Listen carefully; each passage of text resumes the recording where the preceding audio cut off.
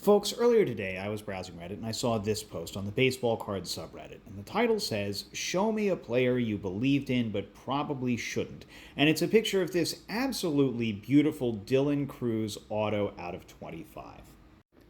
Now, I really like this post, but maybe not for the reason that the original poster, whose name I have intentionally cropped out here, by the way, wanted us to like it. But here's why I do. Every year, there are 600 players selected in the Major League Baseball player draft, maybe 615 depending on a few factors. Of those 600 players, fewer than 100 will ever see a Major League Baseball field.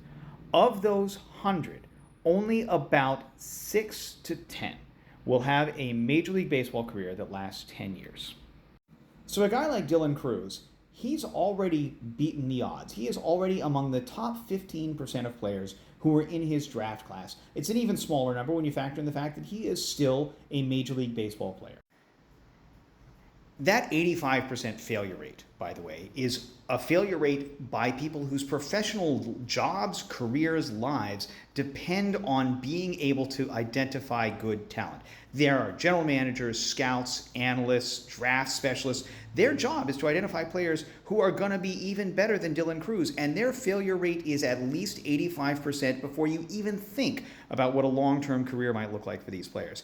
You, as a collector, are competing against people who make a career of this. It is totally fine to fail at speculating. And I mean, look again at this card. It is gorgeous. This is a truly beautiful card. Don't beat yourself up because you went all in on Dylan Cruz, especially not if you bought a card that's this pretty.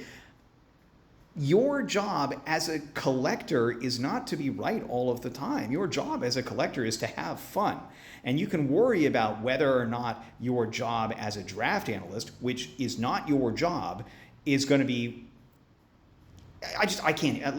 Look, this is a pretty card. Be glad for the players you speculate on because their cards are pretty, not for any other reason, because your failure rate is going to be exactly the same as the failure rate of people whose actual jobs it is to get this stuff right. Thanks for watching.